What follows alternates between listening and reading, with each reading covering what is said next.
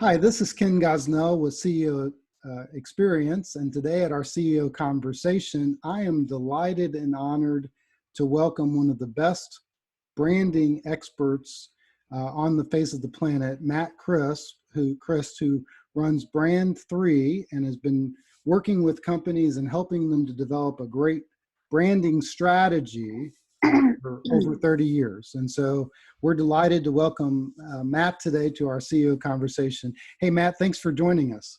Hey, thank you, Ken. I appreciate the opportunity, and it's a pleasure to serve you guys any way I can today. And that world stuff, man, that's it's a little lofty there, Ken. Oh, it's all true, man. I don't speak anything but the truth. I think you've got a great. I'm taking a humbler road now. Well, that's why I get to brag on you a little bit. Hey, branding is one of those things that I think a lot of companies, and especially small companies, sometimes make some fatal flaws related to, because we have a tendency to focus just on sales and not necessarily our entire brand presence. So can you just start the conversation by telling us what makes a good brand? How do we know if we have a good brand, and what should we be thinking about as we think about this area of stewardship for our business? Yeah, so good opening question, Ken. I guess we really have to kind of back up and start with a little bit of my definition of brand. And I know there's many of them out there. So kind of create a benchmark of what it is. I prescribe to the idea that every business has a brand, right? So there's, and I say that because I believe that the purest definition of brand is everything that your company is communicating at every level. That's where your brand shows up, right? It's how you answer the phone. It's the sign on your front door. It's the business card.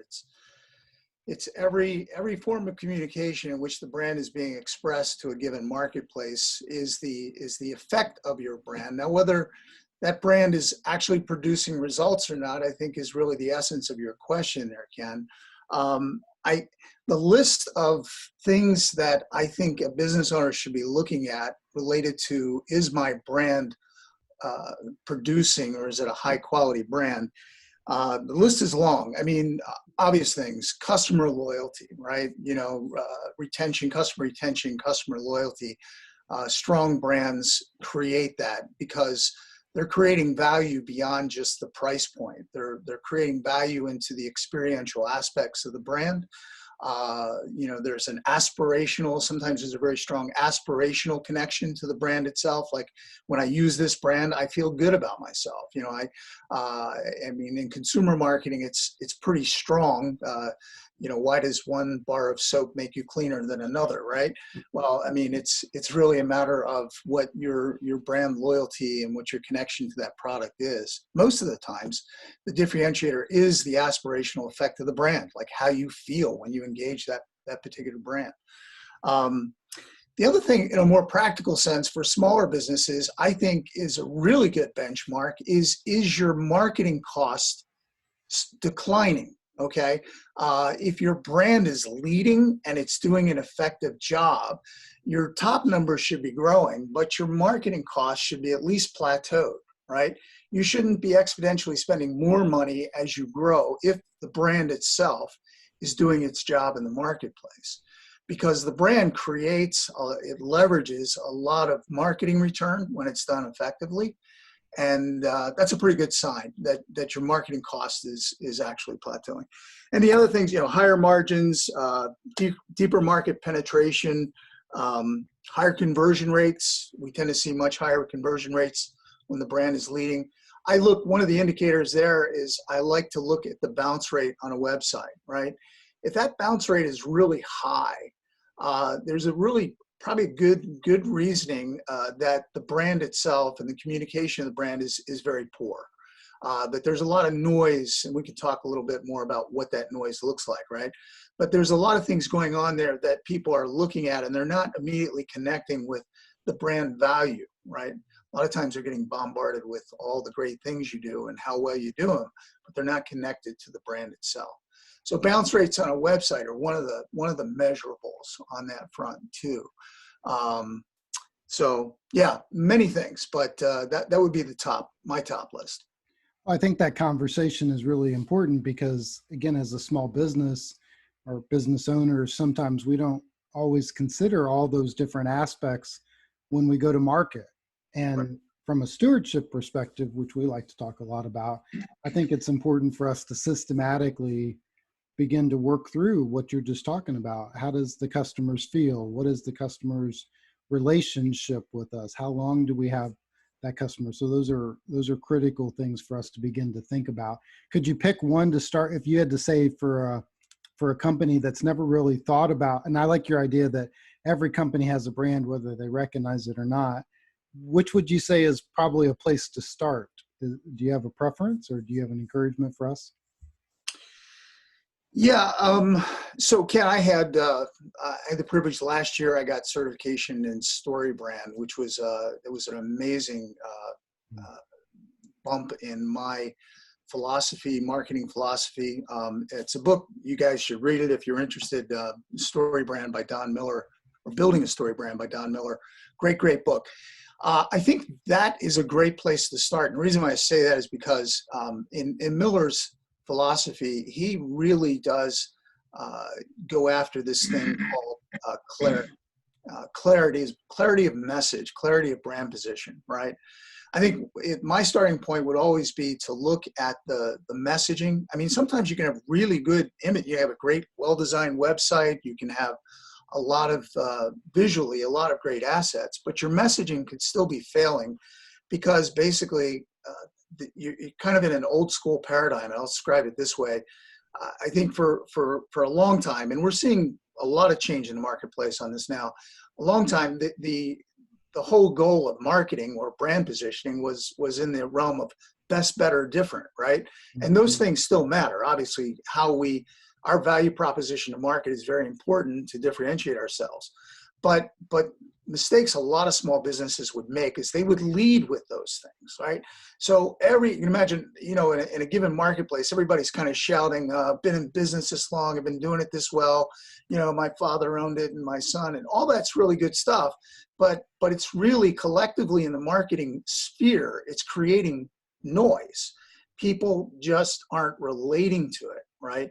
So I think clarity, to answer your question, Ken, I think clarity is the first place we start when we look at brand and we look at, what do we need to change? What do we need to do? I think that's excellent. I like your idea around clarity.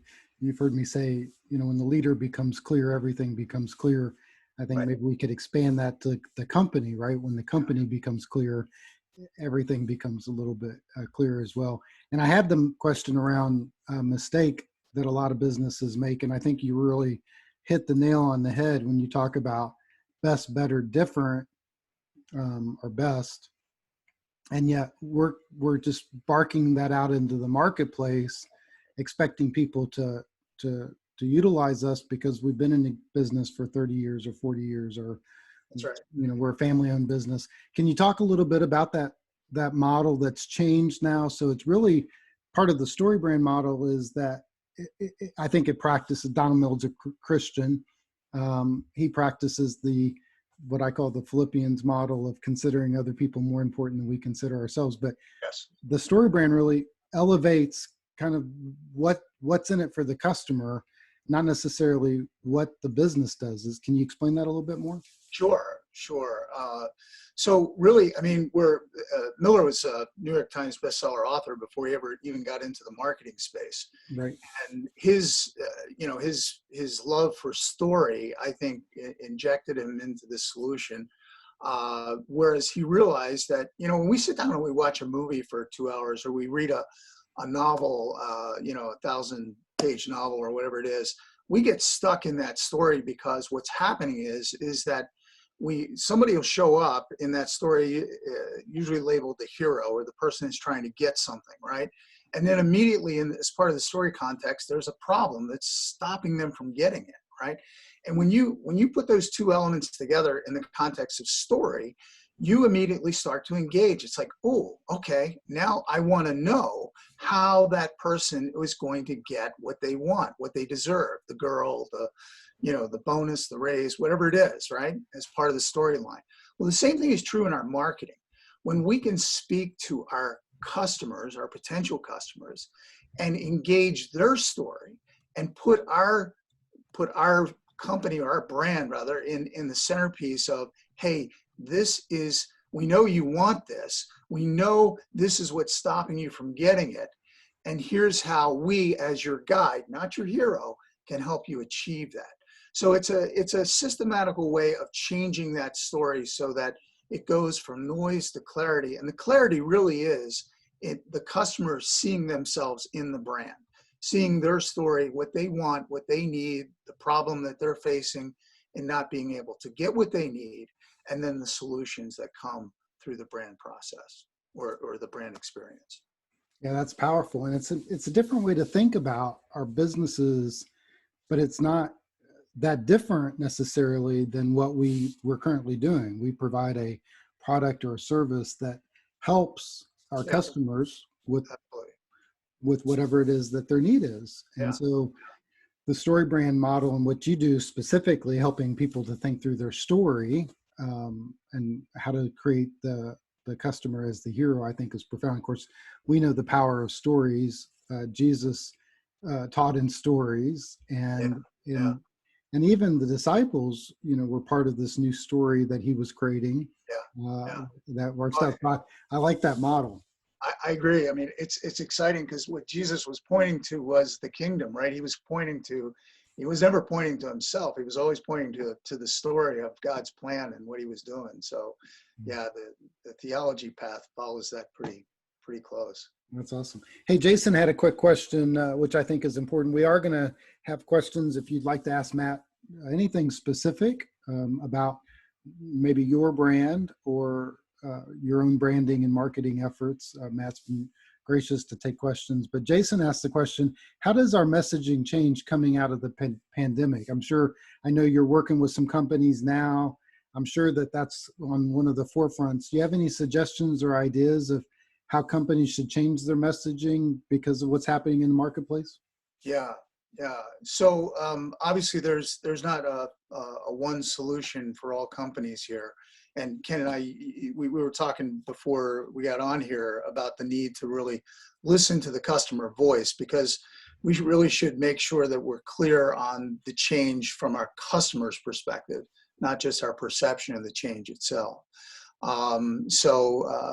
Taking in that part of it is really important. I think, there's common sense things associated with where we are in our current situation. Obviously, I think our brands always need to be empathetic. They always need to kind of, have an ear to what the customer is feeling and thinking, and especially in times like this. I think that we've done a lot with businesses where we're reinforcing the safety aspects of communication. I've got landscapers who, they say, my team's going to show up like this. They're going to be masked. You're going to take pictures. We're going to communicate back through. We're going to do virtual presentations of designs and things like that. So those are all pretty common sense things. But I think the idea of giving your customers clarity and assurance that those things are going to be done well is pretty good framework in how you want to respond. Well, I think that whole voice of the customer piece is real critical as we come out. And as you mentioned, we were talking ahead of time that, I think every business should be reevaluating at the moment, what are customers' expectations and how do we relate to the new reality of where our customer is at, Yes. and respond to the needs of what our customer, because that's really part of the story that we're building as part of our brand. We still have a desire to serve our customers and connect with them. And so we want to serve them in an appropriate way. And Yeah. I think just thinking through that, maybe a question that every business owner should be considering right now is, how does my customer want me to do this service in this new reality, and asking that question, saying, hey, if you if you could change something about how we operate or change something about how we provide you service, what would you recommend we do? And what a great time to do it coming out of this pandemic and letting people know that you're trying to respond to that. Hey, Matt, I know one of the processes that you put people through when they work with your company is helping them to determine what you call a customer journey map. Can you talk a little bit about that customer journey map and what is it relating to, and how can businesses begin to develop that journey map for their customers? Yes, yes. Yeah, Ken. So, for years, I've always kind of had, I describe brand as a three-legged stool. The image retention, the ability to get the brand value, the value proposition of the brand itself, how it was communicated. And then the third leg was always the sales service experience, right? Because if what your brand is saying doesn't match the experience itself or the promise itself, it's going to fall over. So about 3 years ago, we started catching on to a very strong movement of customer experience design that really shifted. Again, the old paradigm was customer service. Customer service was a reactive model. So we got a customer service person, or we got a customer service department, or this is how we deal with customer problems. And there was more time and energy and resources put into what we were going to do if we had a problem versus how we're going to design the customer experience. That shifted. That is in a full force shift at this point.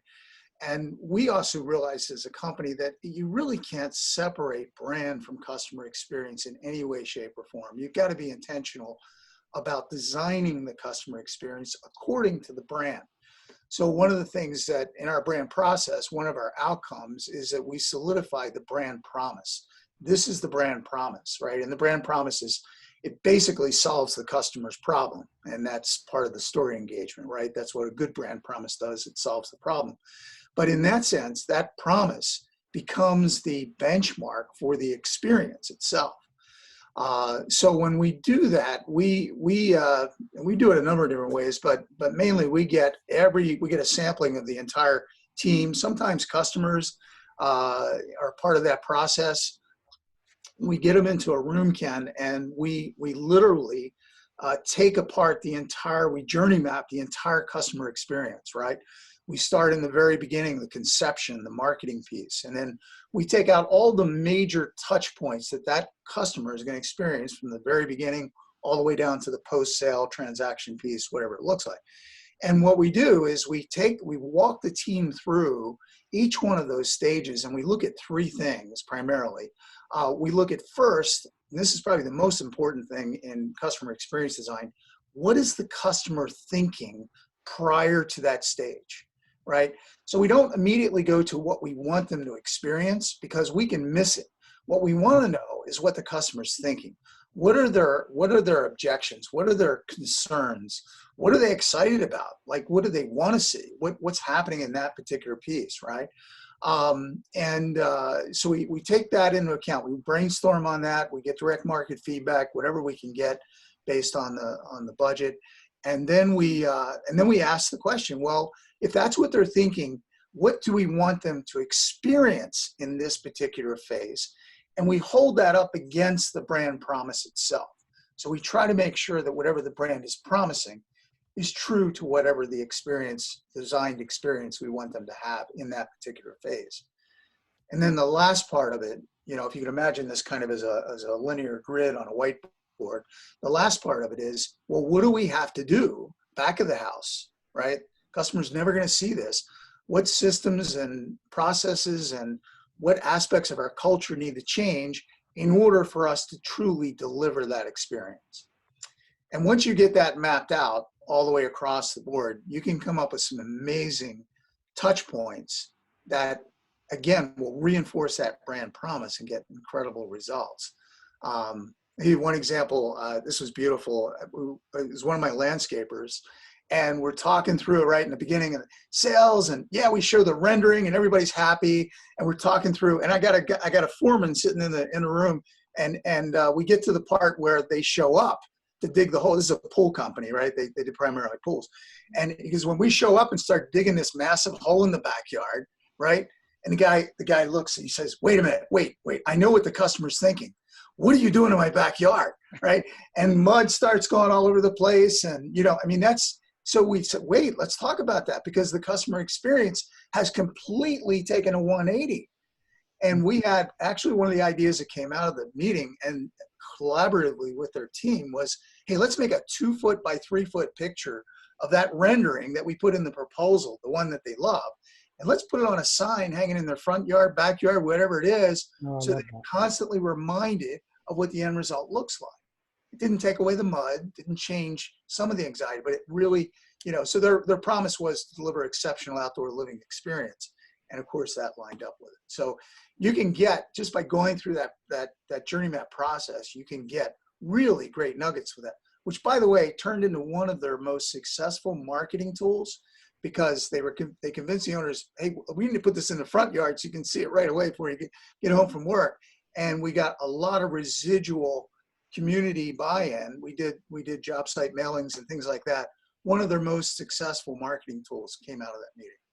Well, that's awesome. And I do want to pivot to talk about marketing and how brand helps marketing in just a second. But, I love this idea of the customer journey map and thinking through how a customer interacts all along the process with the company.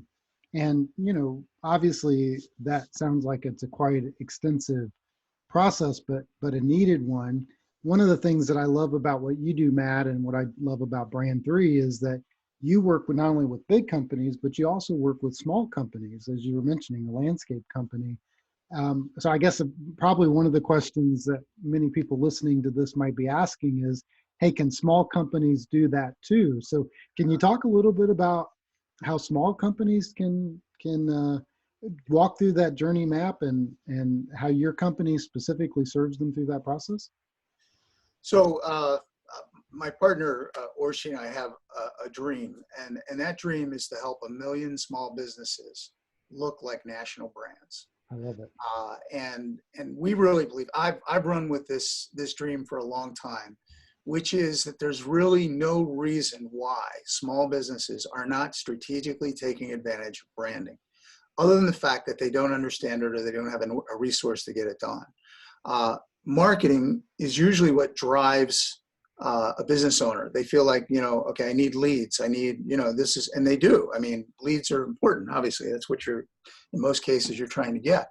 But when your marketing is driving your brand, you're not getting good results. And unfortunately, there's a little bit of a soapbox, but there are so many and well-meaning marketing companies out there, digital marketing companies and all kinds of people who do their job very well. They really do. They do it very well. They're experts at what they do. But in terms of communicating the clarity and the messaging and everything, they don't do that. That's not their lane, right? So there's just a tremendous amount of waste in marketing dollars that's going on, because you got those high bounce rates. You got people that are just getting caught up in the noise. So it's it is what it is. But that is our hope, and I believe that really, one of the things too I'm very big on is image. I think that a lot of companies, they may have a well-designed logo. Your logo is not your brand, but a lot of times the creative is being done by again, very qualified, very good graphic designers who are very committed and they do great stuff, but they're not branding people.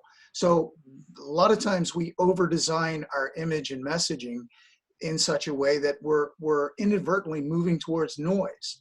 We're not getting, when you look at a national brand, I love to do this one little thing in a public speaking thing when I'm in front of an audience. I'll take a whiteboard or a piece of paper, and I'll take a Sharpie, and I'll say, look, I'm going to put a national brand on this piece of paper, and I'll just kind of like go like that, right? And everybody's yelling out Nike. I'll say, okay, well, here's a retailer for you, and I'll get like maybe a third of the way around a circle, and everybody's yelling out Target. I say, well, what's going on here? What's going on? Yes. And I always get the one in the audience that says, yeah, they spend millions of dollars getting that. I said, you're absolutely right. But there's no reason why within your budget, your marketplace, and the people that you're trying to reach, that you can't apply the same principles and get the same results. You need strategy, you need clarity, and it will happen. I think there's, the last thing on that, Ken, I think with the national brand piece is, and this is just my theory, I believe that national brands have created a standard of quality that is subconscious to the consumer. Mm. We know we can drive down Main Street anywhere and we can see national brands from local brands pretty instantly, right?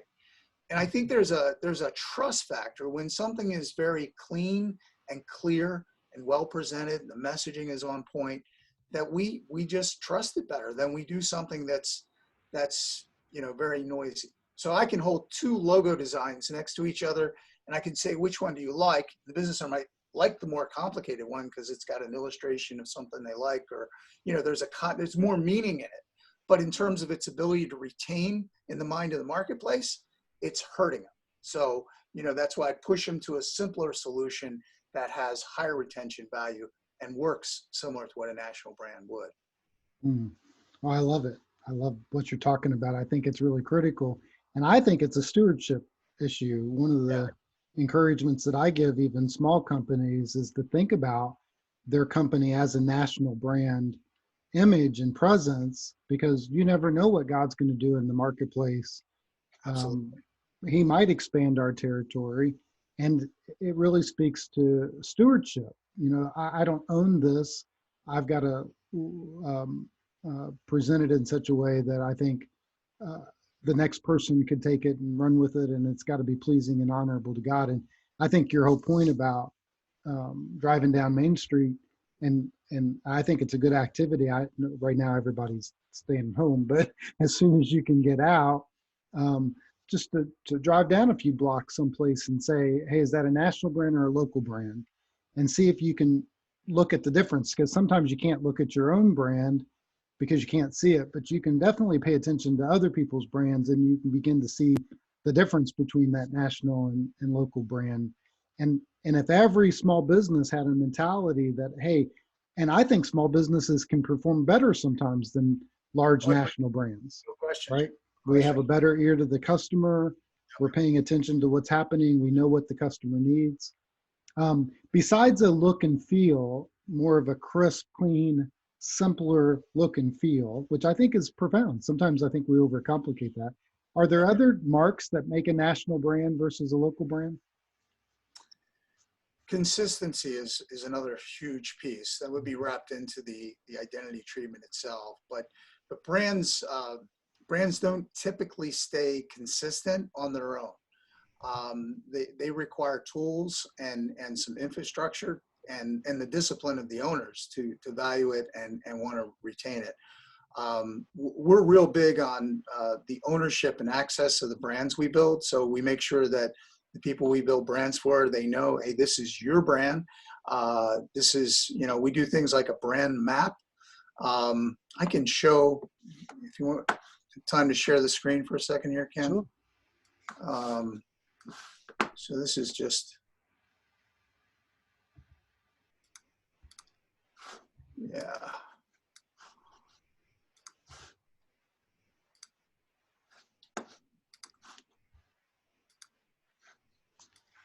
So this is that landscaper that I was talking about in that session. We've actually used him as a case study, but there's brand promise back there, his color palette. But all of these things, become the infrastructure of the brand. And then what's really important, and any business owner can do this, you can take everything that you've done, okay? Print out a copy of the homepage to your website, right? Screen captured so it comes out normal. Take a picture of the sign on the outside of your building. Take your business card, your brochures, anything digital, print it out and lay it on a big table, right? And start to look at it systematically across the board and look at it for the clarity of message, the clarity of image, right? That's a great benchmark. This piece right here, which you can barely see, I'm sure, is a representation of a brand map, which we build for our clients. And the brand map, if you were a national brand, this is what you would do to keep things consistent. Everything you would do, you would hold up against a composite of other approved brand images and messages and make a determination as to whether it really fit inside the look and feel of the brand. So it's a strategic tool that will help you kind of keep that alliance. You also obviously should have graphic standards for your identity. I can't tell you how many customers that, you ask them for a logo and it's like, I know we got it. I don't know where it is. And then of course, when they do have it, it's like low resolution and, you can't use it. So, when we do an identity, we make sure every single size, resolution, file type is done all at the same time. And if you work with somebody to do that, you want to make sure all those things are done at one point in time, because otherwise what's going to happen is well-meaning creative people are going to change it. They won't get exactly what you want, but they're going to give you something close. Hey, I found a font that kind of looks like yours, right? Or hey, I found this little piece of art and I think it's really close, right? Or this isn't the exact color, but I think it's close enough, right? And you're busy business people and you're going to say, okay, do it, right? And every time you do that, you're taking away from that image retention piece, which is so critical. We do identities, we make sure that the visual aspect, like this leaf right here, that can fit inside of a browser bar, right? And I can still know that brand. And like national brands, when that image shows up simple and consistent over and over again, all I got to do is see the leaf, and I know that's Woodfield. In my backyard, I guarantee you, I've been working with this guy for 4 years now. People see that leaf, and they know that's Woodfield because of the consistency that we put together as we did that. So, yeah, tools like this are really important. I think our God-given creative nature as business owners and the creative community sometimes get in our way because we like to create, we like to change things, let's face it. And I think with brand, the key to the game is staying very, very consistent. Yeah, we just got the question in, which I thought was a good one. How often should we change or update our brand? We look at national companies and even Target, you mentioned, it's gone through a new iteration of its brand recently. But how often should business owners really consider kind of a brand refresh or a new brand identity? Yeah. Well, here's one. Coca-Cola is obviously one that we've seen go through a lot of changes. They've backed out of some of those changes over the years. They've made mistakes. But, a couple years ago, they had a billboard that looked just like this or part of this. And there was no words or images on the page. And again, the consistency aspect is what nailed it. To answer the question directly, my philosophy is never change your brand if you have asset value and your market situation is not changing, right? So if you have equity in that brand because people really recognize it and they know it, even brands sometimes that we get customers who have a brand that's been in the marketplace for 20, 30 years. And the identity is very kind of confusing because it's not clear, it's not national. We will take that brand and do a variation of what it is so that we retain some visual aspects of its current identity, and we can easily kind of switch it into something that's a little cleaner and higher retainable. Yeah, so when in my opinion, if you have equity in that brand and the market situation has not changed, then you really should think long and hard about changing it, assuming that its quality is there and you're getting performance out of it. Yeah, I like that idea of brand equity that you just talked about. And, I've helped some businesses go through the selling process and looking at all the different aspects of their business where they came to a term of what their business was valued or the valuation of their business.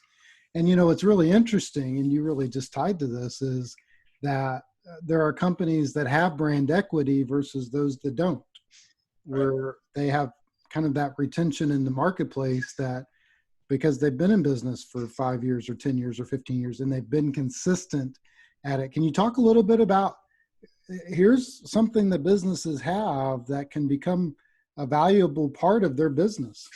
Yeah. Wow, that's a little bit of a hornet's nest, Ken. It's been one that I've been trying to kind of figure out. The problem is that brand equity is not really measured on the middle market small business area. It becomes almost immeasurable at that level. If from a business value point of view, it might show up on the goodwill. It might affect some aspect of the financials. I can tell you more about what it will hurt you with. And I know we got Stu Welsh on here, who's has been working with business owners that are exiting the business space and helping them do that properly. One of the things that we find is like, okay, imagine this. You got a company, a really good company. They're delivering a great service experience. Product service experience is off the charts, right? And they've got reasonable marketing and everything, but the brand, they've never had to pay attention to it because at that point they're getting enough business. It's like, why do it? You know, it's working, don't fix it, that kind of thing, right? They get up to the finish line to go to sell or transfer that business. And one of the things that a lot of times takes place is you have this factor of owner dependency. So, you know, Bob, Mary, who owns the business, has gotten so ingrained into the customer experience aspect of it that when you talk to their customers, Bob and Mary's name is all over. Like, we love Bob, but the brand's name doesn't exist, right? They're talking about how much they love the owner, which is great, makes you feel good, but to a potential buyer, that's bad news because they're going to discount the sale of that business if you're going to sell it pretty heavily. So I think brand equity for small business is really important. It's not going to show up in your P&L in a way that it does on a national brand side. But loyal customers that are loyal not to you by first name, but to your brand itself, I think has tremendous market value, however you measure it. I think that's a valuable comment. And I loved your comment too, that you made, that you said your logo is not your brand, right? And that's what we're talking about here when we talk about brand value, that a logo is a part of a brand or it's a brand asset, but it's not the entire brand in itself. So can you help us as business owners? I mean, you've already started to tie into this a little bit, but can you further clarify why the logo is not the brand? Well, that takes us back to the first definition, Ken.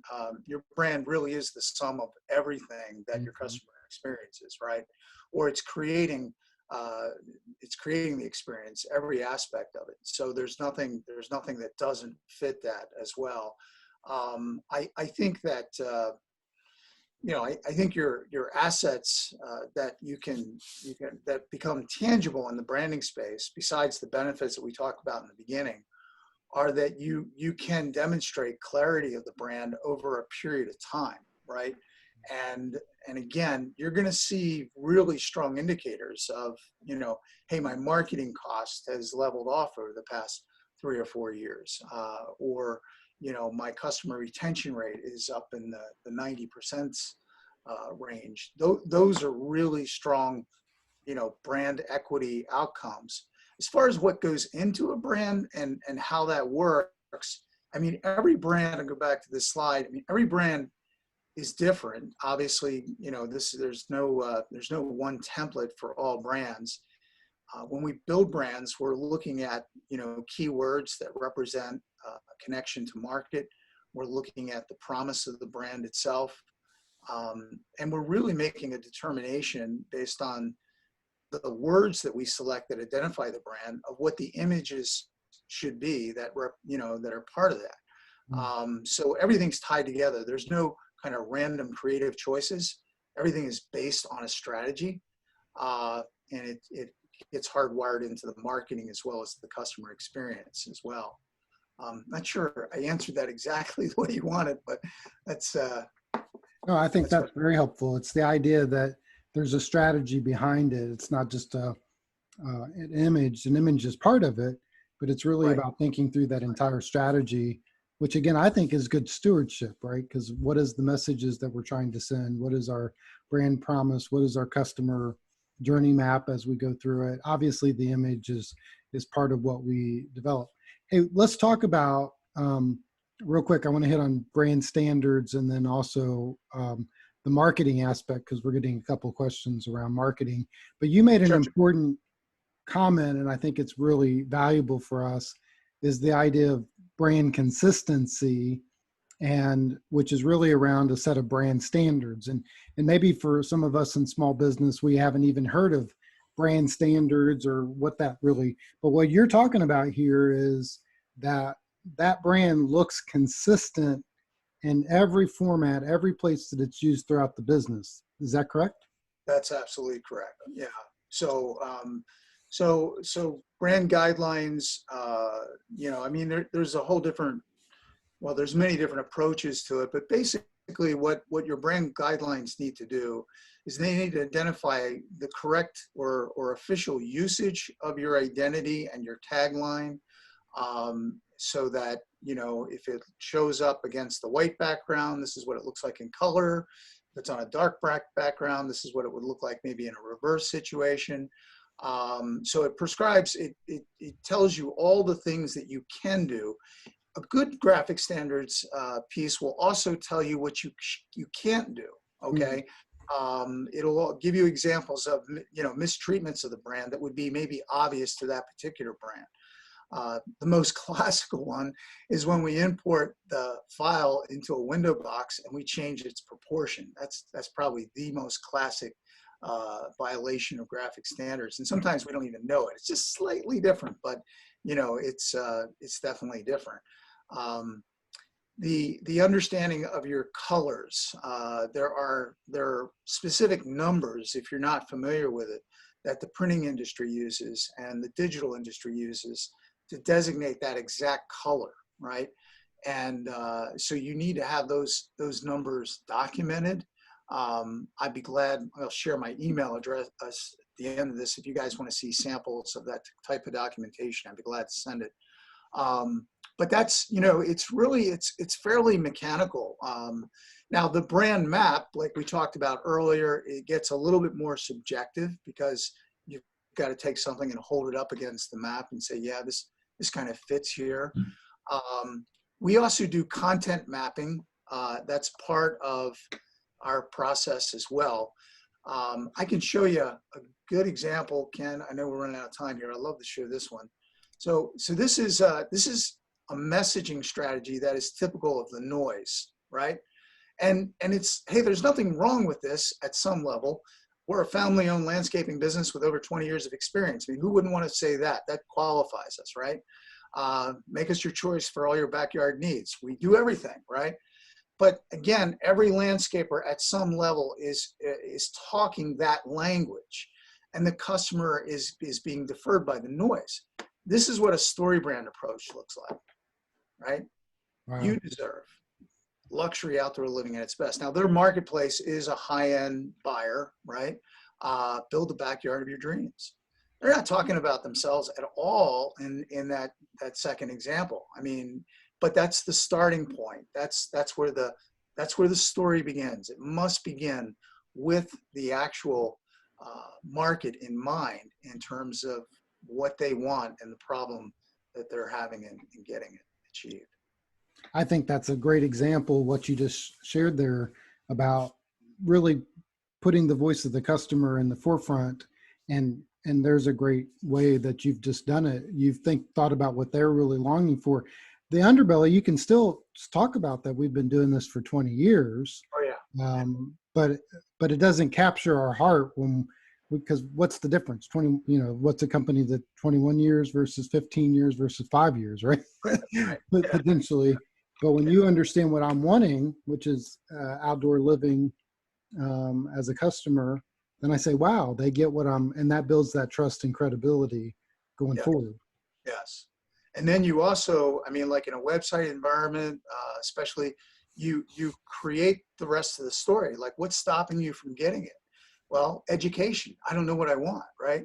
That's stopping me from getting it. Or vendors who can't provide that level of quality of work.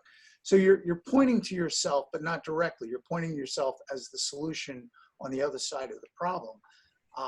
And it's a much better way to engage the customer. I think back to the brand standard, just one point, and just in total candidness, I'm a outside the box, break the rules kind of guy a lot of the times. And so Matt and I had a conversation one time around branding and brand consistency. And I said, Matt, is it really that big of a deal? Can we be creative with our brand and sometimes do some wacky, crazy things?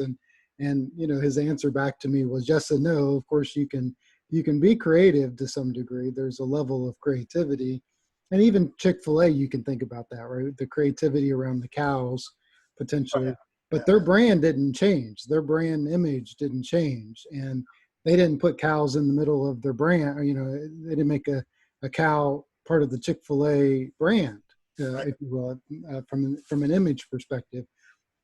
And it came down as I really, I had to pray about Matt's truth because I always want to pray about and it really became back to our point of stewardship, right? So even from a small business perspective, it's saying, well, you know, here's a way of excellence, right? And so our brand should be consistent in every situation that we find it in. And I think you're exactly right. One of the things that separates national brands from local brands, if you will, or big brands versus small brands, is that small brand can look disproportionate.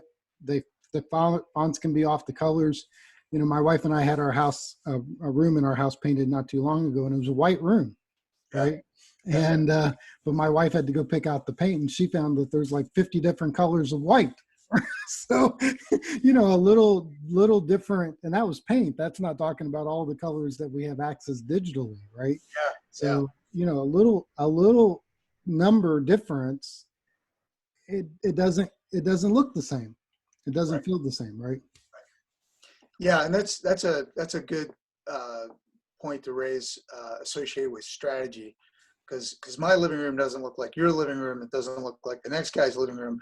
So what color do we want, right? Or what shape do we want, right? Mm. And a lot of times the creative process will start. It'll engage the solution that way. Like, hey, what do you like? I never. I mean, let this come off the wrong way. We never ask the customer what they like. Of course, in the end, that matters a lot. I mean, they have to like it, they have to approve it. But what we're always going after is, what does the market want to see? What do Mm. we want to engage the market with at this level? And that really, the strategy should always drive the creative process. And for that very reason, everything, we all have that personal taste kind of thing. Like, hey, I like this color, I don't like those colors. And you play that out into, as an owner, you obviously aren't going to do things that are adverse to your design palette, but you always want it to be driven by strategy. Well, and to even that point, just real quick, as an application of that, I mean, I'm probably not the biggest fan of the color green, to be totally honest. I mean, if I had to create the rainbow, or if I was God to create colors, green would probably be down the list. I like blues and reds and oranges and different colors along those lines, right? And yet, when we came to the strategy for CXP, you and I had a conversation around color and the color palette, and we knew that green represents growth. It represents the whole expansion, the idea of um, growing and thriving, uh, which should represent obviously nature from all the things that are green that grows, right? Right. And so we made a decision to make that part of the color palette of CXP based on what the color represented, even though it probably wouldn't have been my first 5 or 6 or 7 choices, but I've grown to love it, right? Yeah. And and now I love green. I sing Kermit the Frog song Yeah. every time I get in the shower. It's so hard being green or whatever. Hey, real quick, let's talk about marketing, because I know we're running out of time. We have a couple questions around marketing. So, Sure. you and I've talked about branding, and you've made a statement earlier. I think it's really profound. When your marketing drives your branding, then you're going to not see the results that you want, right? It should be the branding that drives marketing. And what we found, and what you found specifically, is that there's a better return on investment when somebody comes to term with what the brand is, and then they can figure out how to market it. And you showed us that through Woodfield. That makes a big difference on our marketing dollars. Can you talk a little bit about that? Yeah, Ken, it's huge, and I think what we're seeing, and it's in my opinion, it's a trend that's happening, because we'll go back to that noise factor, right? You think about it, we've got decades and decades of media that hasn't changed. It's only layered itself, right? Mm.